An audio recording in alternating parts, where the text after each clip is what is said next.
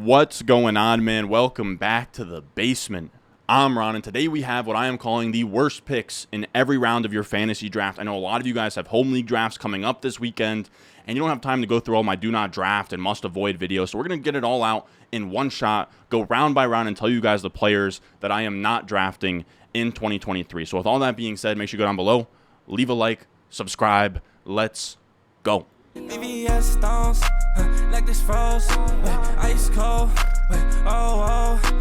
ice around my body like I'm frozen, she gon' let me. Now, a bit of a disclaimer here. Probably the biggest time-consuming part of this video was putting together some kind of ADP for you guys because I wanted it to be reflective of home leagues. So I actually went through and, by hand, I did this.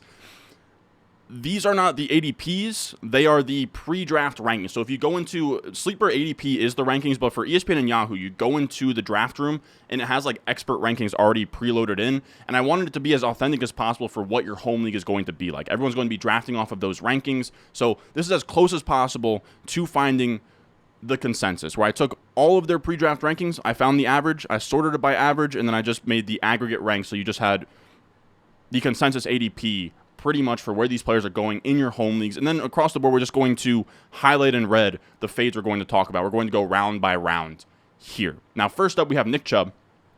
And he is a guy who is going at the 111 as the RB5. In my rankings, he's my 205 as my RB6. Now, I want to say, first and foremost, all right, this is a tough exercise, okay? All first-round picks are first-round picks for a reason. They are good bets to make.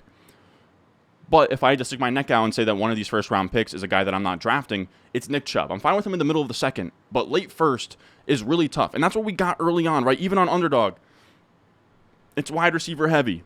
June 1st, his ADP was 18.8. Now it's 11.9. Even on Underdog, where it's running back heavy, he is going in the first round, and it's just tough because I do understand the idea here. He's a talented player. We want to bet on the Cleveland offense taking a step forward in 2023, especially with Deshaun Watson maybe coming back to form here. But, man, first round, it gets tough. We're looking at these guys around here. Give me Saquon over him. Give me Bijan over him. I'm even taking Tony Pollard over him. And I want these wide receivers as well. I would take CeeDee Lamb over him. I would take Diggs. Pretty much all of these guys. Again, middle of the second, fine. But it gets really tough for Nick Chubb. And the thought process here is this. We've been talking about this idea all offseason, and it's coined by Pat Crane, the legendary running back stuff. And it's that running backs bust a ton in the first round. They are really shaky bets. They have short primes, and they get injured. So if you take one early, he needs to have the reward to offset the risk. And that's where it gets tricky with Nick Chubb because I'm not sure if the reward is there. He's the RB5 consensus right now, and he's never finished as a top 5 running back in his entire career. And over that entire career, probably for what? He's been there 5 years in the NFL. Probably the last 3 years, he's been arguably the best running back in the NFL. Again, the talent's not the concern. It's really just the receiving upside in fantasy football that is the concern. Never had more than 36 catches. Never has had a top 5 finish in the NFL. And you're now taking him as the RB5 in the first round. And that's where it gets tough for me because, again, if you take these guys early, they need the reward of finishing as the RB1 overall in their projectable range of outcomes. And when we have a guy in his entire prime has never finished even top 5, it gets really tough. It gets really tough to now say, okay, this guy can finish as the RB1 overall. And I get the idea here, right? The offense is going to be better. Kareem Hunt's gone, so he should, in theory, be able to catch more passes, right? 36 catches is his career high. Hopefully he can set that record. But from the data we have, right, if we look back since the Kareem Hunt signing, 7 games without Kareem Hunt, still at 16 points per game, still at 1.4 receptions per game, still under 2 targets per game. The receiving upside did not change at all in a 7-game sample without Kareem Hunt. Now, that's not to say that without Kareem Hunt this year, he could be more involved and they change his role a little bit, but it's not likely. It's an unknown, if that makes sense. And staking your entire draft in the first round on the idea that Nick Chubb can now, in year 6 of his career, all of a sudden catch passes and be this 3-down back, it's just too tough. It's too tough. He gets back to you in the second, fine, but in a lot of these home leagues, you're going to have to pony up 109, 110, 111 for Chubb, and I would just let somebody else make that bet. Now, a similar fade that we have in round 2, what I believe is the worst pick in round 2, is Derrick Henry. He is going as the 202 as the RB6. In my rankings, I have him as my 304 as my RB8 in my rankings. So a full round fade, 2 running back spots. And it's tough. And home leagues, Derrick Henry, like Nick Chubb, is going to be a guy you have to take in the early second. And he's just a pretty brutal risk to take on, where he is a running back going into year 8 of his career. He's 29 years old. He's only just like a year or so removed from that metal rod being in his foot or whatever. He has the second most touches among all active running backs in the NFL. And I don't know that he has the upside to offset all of those concerns as well. Now, Ryan Heath is a guy for fantasy points who has been really making some waves in the industry this year. This was a great article. He talked through kind of how age affects running backs. And this is where he sort of talked through Derrick Henry, where he's a tough evaluation because he found that running backs going into their 8th year have a 73% baseline of what they usually score. So that's not good for Derrick Henry, but also most running backs don't make it to year 8. So it's a little bit of a tough dichotomy there. But then he found players going into year 8, running backs going to year 8, and what their distribution of fantasy points were. And the two that were most likely are the 2 red arrows here, where it's like 0 to 34, so just complete bust, falling off a cliff. And then the next one is this 202 to 236 range or 235 range.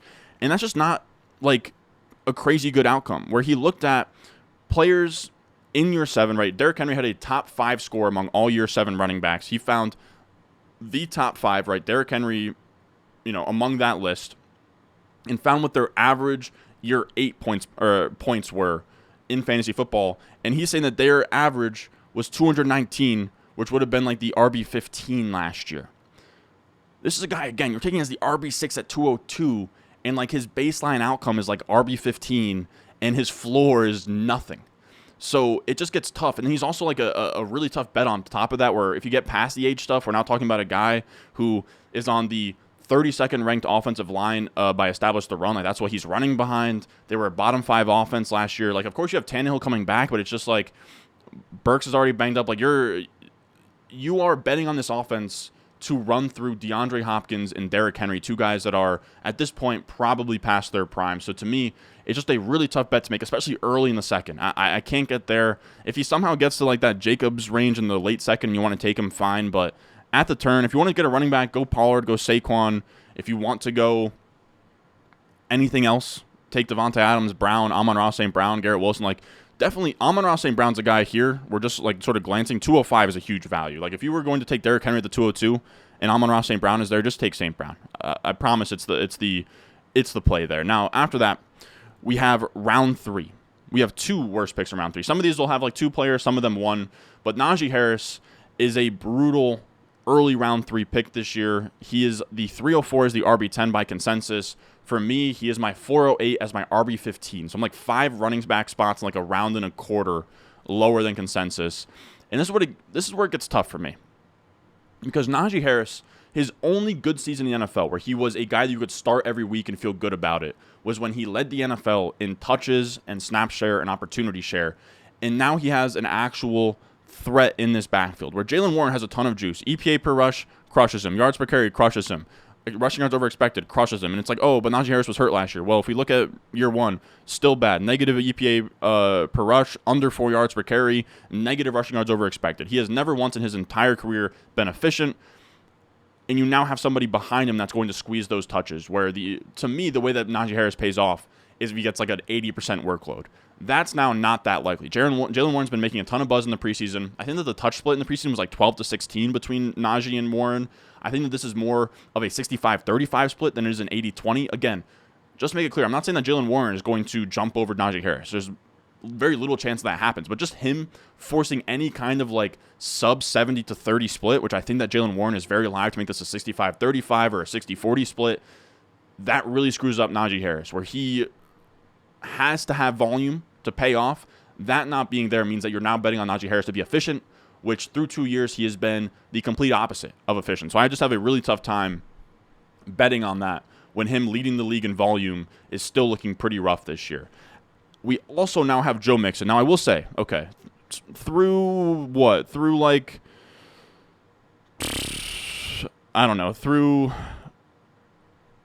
4 players now, we've done all running backs. But these are your advance rates on Underdog Fantasy over the last 2 years, where wide receivers actually pushed up, and even then, running backs have been negative advance rate picks through the first 5 rounds. Like, it's just the facts of the matter is that running back has been the worst pick in every round for the first 6 rounds last 2 years. So we do have a lot of running backs on this list. Don't worry, we will have some other positions, but early on, if we're picking out the worst pick in every round, it's probably going to be a running back that busts. That's really what it comes down to. Now, we have Joe Mixon here, who is consensus 308 as the RB13. He's my 407 as my RB14. So I'm really not even that far off in terms of running back rankings. It's just that there's a lot of other players I'd rather take. Like, I'd rather take Ramondre, I'd rather take Gibbs, Andrews, any of the elite quarterbacks, plus Lamar. Give me Calvin Ridley, give me Debo, give me Keenan Allen. Like, there's just a lot of guys that I prefer over Mixon here. And I understand that a lot of people like Mixon because he's in this Bengals offense. Now there's no P. Ryan. It's a good offense to bet on. But the issue is that Chris Evans and Travion Williams are going to take that P. Ryan role. Like, they're not just going to now hand over the entire keys to Joe Mixon, make him a 3-down back. When last year, he was not good. He was third in volume in expected points per game. He had 18 expected points per game, which is just based on your attempts, your targets, your catches, all of that. Your volume, how many points should you be putting up? He underperformed that. He had minus 0.8 fantasy points over expected per game. So he was this inefficient volume back. And it's just really crazy that he's a guy that has never finished inside the top 15 running backs in fantasy points over expected per game. So he's never been efficient. He couldn't crack 1,000 rushing yards on one of the best offenses last year. He couldn't be efficient and score above his volume on one of the best offenses last year. And this is just a guy who hasn't really been all that good the last couple of years, where he ranked outside the top 20 in rushing yards over expected per attempt every year since 2018. He hasn't been good in that metric since then. Last year, he was 47th in breakaway run rate, 65th in missed tackles forced per attempt, 64th in elusiveness rating, 61st in yards after contact per attempt. Just pretty brutal. Like, he is just a volume back. I think that we're now sort of seeing Mixon past his prime at this point. Like, people forget, like, Mixon was in the same draft class as your Fournettes and your Dalvin Cooks. He was in that draft class. Joe Mixon at this point is a shell of his former self. You're betting on him to fall in the end zone like 15 or more times for him to really pay off here. And maybe that happens, but you can talk yourself into that with any running back that you name out there. So to me, I think that there's just better there's just better wide receivers, quarterbacks, tight ends in this range than taking Joe Mixon in the 3rd round. Now, I don't know why I'm struggling here, but we go to round 5 here, or round 4 here, and we have TJ Hawkinson. Now, he is going as the 407 as the tight end 3. He's my 505 as my tight end 3. So it's not really like, it's not a difference of opinion between where he falls in the tight end pecking order. It's really that, and I wish that I sort of highlighted this in a video this year, but there's kind of a tight end dead zone as well. I know that we've been like really shoving this chart down your guys' throats, but in terms of advance rate above and below draft position for tight ends, first 2 rounds, like the elite tight end like Kelsey has been great. But then from like rounds 3 through 6, it's been absolutely brutal. And TJ Hawkinson is the poster boy for this, where he is the first tight end drafted after the elite guys to me, where it's Kelsey, it's Andrews, and then like Hawkinson's kind of pushed up as like this 3rd tight end. Seeing this chart and seeing what we know about middle round tight ends, I don't want to pay a premium for the middle round tight ends. I don't see a huge tier break between Hawkinson and then guys like Waller, Kittle, Pitts. Like, I'll just take whoever is last, available among that tier. So that's why it's sort of tough to pay a premium on Hawkinson, especially in the 4th round. Like, we're looking at this chart here. Like, give me Lamar, Debo, Brees. Like, these guys are like league-winning type of guys here. Even give me, like, if you want to take a running back, like you can here as well, where even if you want to go like a Pierce or something in the 4th, like, I'd even prefer that over a Hawkinson. Like, there's probably other running backs that are available, other wide receivers too. It's just a really tough bet, especially when Hawkinson's like never been an elite tight end. Like, we want the difference-making tight ends. I have this chart or just table of tight ends and points per game over the last 3 years. So the best tight end point per game seasons bracketed by your average tight end 1 season, your average top 3 season, your average top 6, and then there's your average top 12 season. And Hawkinson doesn't even fall into having a season that qualifies as like a top 3 finish at this point. Now, of course, he's early in his career, but 12.67 points per game as his best outcome, that's not much more than what Dalton Schultz was with the Cowboys. Like, he hasn't been a true difference maker yet, and a lot of the top dogs are the ones that hog the difference-making seasons, where we have 9 spots of tight end 3 production or above, right? So from Kittle through Kelsey, and it's just 5 names among those 9 finishes. A lot of them stay within the same guys in terms of like having those big seasons.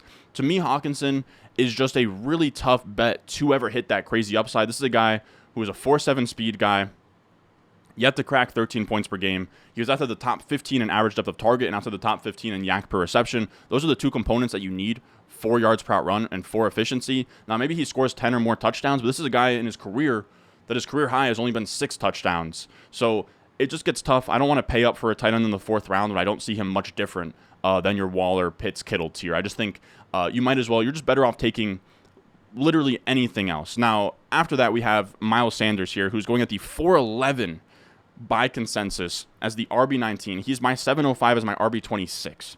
This is another dead zone back here. He hasn't had 30 or more catches since he was a rookie. They keep talking about how they're going to use him as like a 3-down back in Carolina. I mean, maybe they do, but he had 11 touchdowns last year. He had 1,200 plus rushing yards, and he was still just the RB21 with 12 points per game on like the best rushing offense in football. I don't think that receiving upside is going to save him in what's going to be a really brutal offense with Bryce Young and just like Adam Thielen at wide receiver 1. It's tough. I think as well you're going to see some Laviska Shenault in the backfield taking some pass-catching stuff. You're going to see Chuba Hubbard back there, Raheem Blackshear. Like, I'm not really buying into Miles Sanders going from outside the top. He was outside the top 70 in yards per out run last year.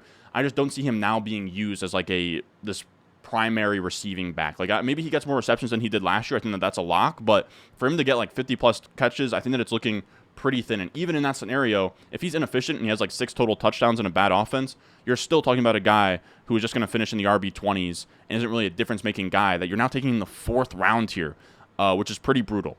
After that, we have our round 5 fades here, which are Alexander Mattison and James Conner. First, we have Alexander Mattison. His ranking here is the 503 as the RB20. He's my 612 as my RB22. And again, another quintessential dead zone guy here. It's just really rare for a guy in Alexander Mattison to go from just like absolute non-factor who was drafted on day 2. He was drafted with a day 2 pick. I understand that they had Dalvin Cook, but if you're drafted with a day 2 pick, you emerge in some way if you're going to be something at some point. And Madison has not done that. These are all of your day 2 running backs since 2000 with less than 40 rushing yards per game in their first 4 years. And it's just a bunch of like ghosts of future past here. We have like Kerryon Johnson and Kenyon Drake. And a lot of these guys have found themselves in the dead zone and didn't pay off. Like we've seen Ronald Jones. We've seen Darrell Henderson. We've seen Jerick McKinnon get pushed up with the Niners and stuff. We've seen Christine Michael. A lot of these guys are just really brutal bets. Royce Freeman. It's just really tough. Duke Johnson as well. Like, it's not a list of studs.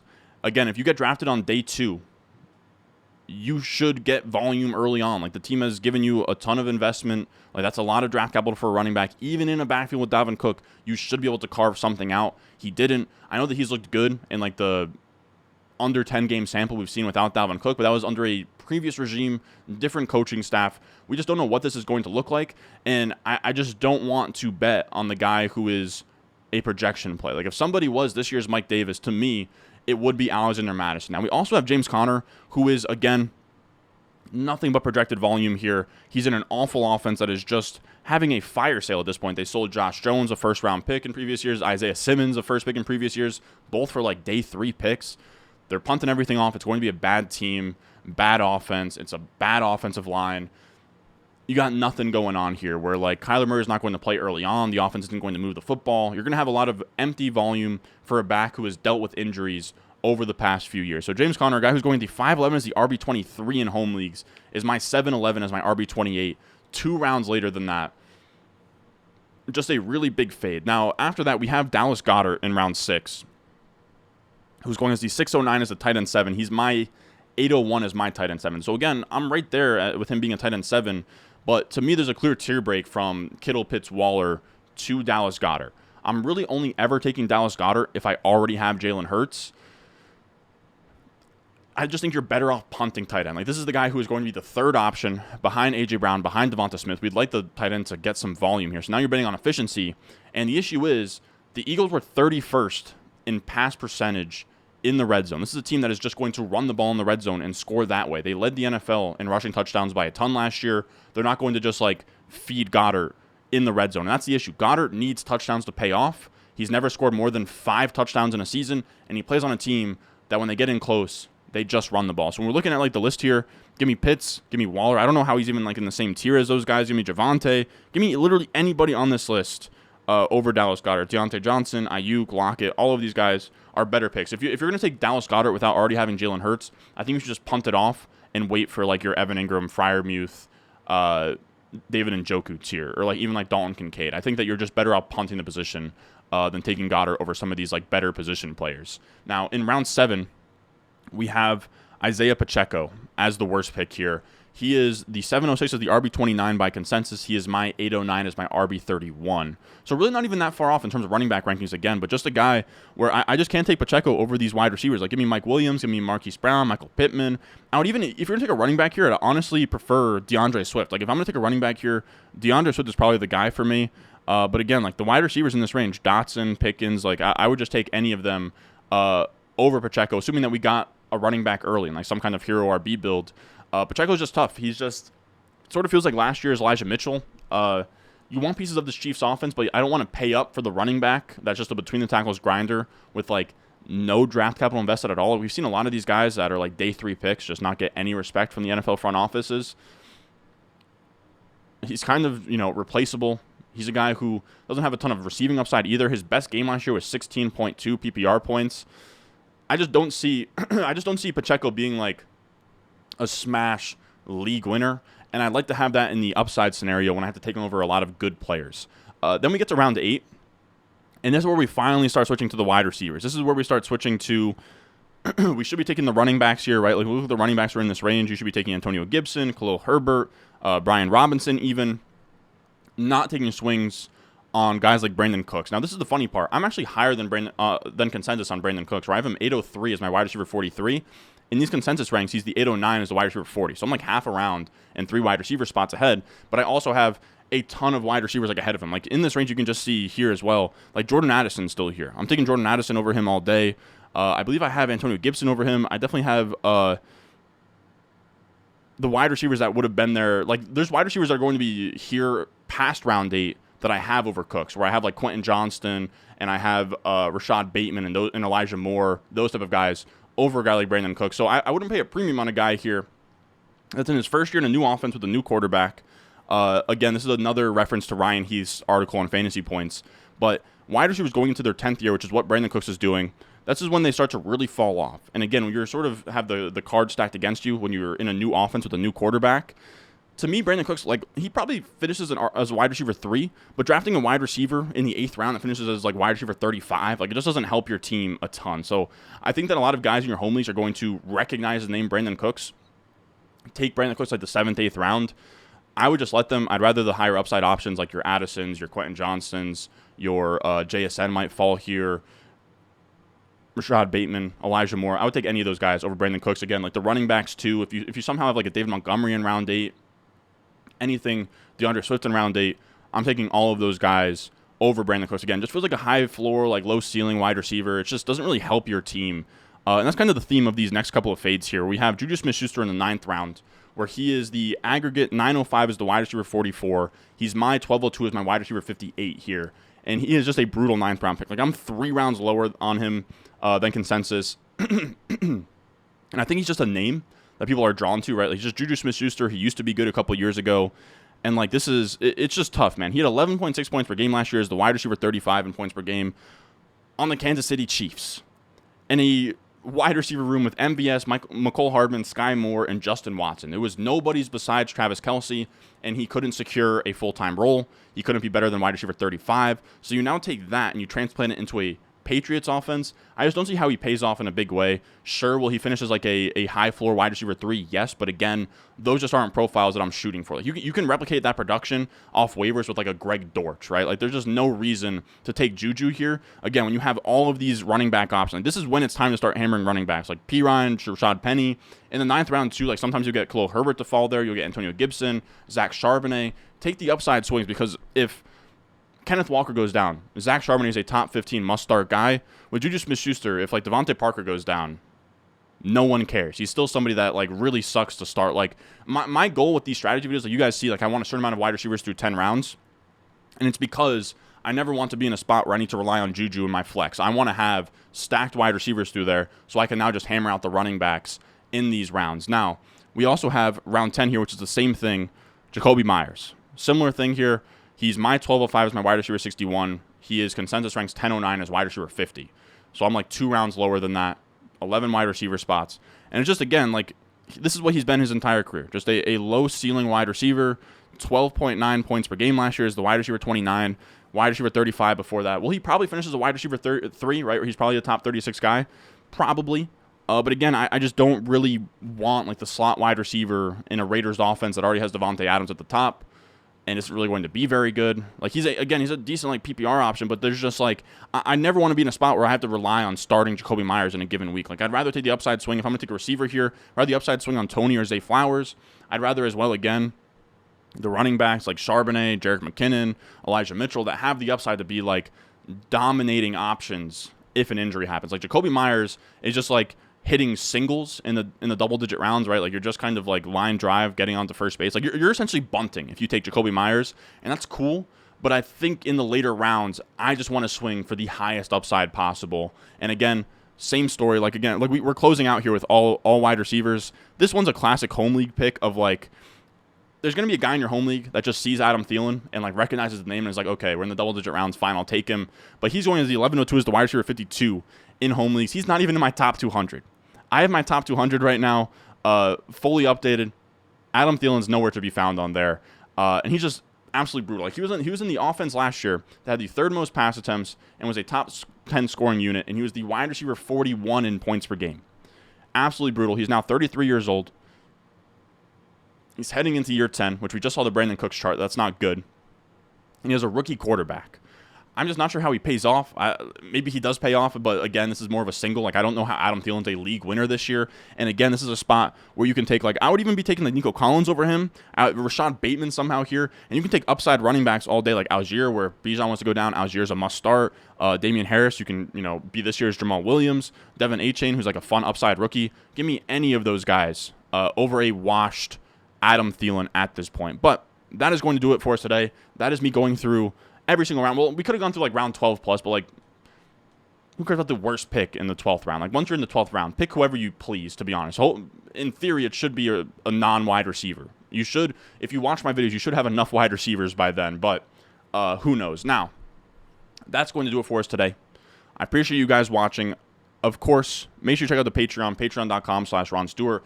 All of the fades from today's video or all of the worst picks, must-avoid players, they are all highlighted on my cheat sheet as guys that you shouldn't be drafting. So I have my targets bolded. I have my fades italicized. I have what target round you should be drafting each of these players in. It's a top 200 checklist for PPR and half PPR leagues. It is the stone cold best thing to bring into your home draft or home league drafts. I bring it in to high stakes drafts. I brought it to my home league draft with me. I bring it to any draft that I'm doing. I bring it with me. I check things off. You can do it on your phone. You can print it out. And you can just sort of check things off that way. They're tiered. Target rounds. It's literally everything you could possibly need to dominate your home league. So check it out, patreon.com/Ron Stewart. The link should be pinned in the description and the comment section down below. And on top of that, you get weekly waiver wire article. I've dropped that every single week where I talk through who I'm bidding on, how much I'm bidding. You have my weekly ranking, so I can tell you who to start sit. I have my rest of season ranking, so you can look off of how I feel about players for the rest of the season when you're making trades. And you get Patreon exclusive start sit streams every Sunday. You get subscriber leads, which we're actually going to be starting up very, very soon here, and more. It's all on the Patreon, patreon.com/Ron Stewart. But if you can't support there, it's that time of year, fellas. Please, please, please make sure you leave a like. It helps the boy out a ton. I also was looking at the analytics. I think like 60% of guys who are watching videos right now aren't subscribed. So leave a like, subscribe. I'm telling you, I'm going crazy for you guys. We've been dropping daily videos, daily streams. I'm going as hard as possible this August. Nobody's working harder than me in August. So make sure you subscribe, leave a like, and I will see you guys in the next one.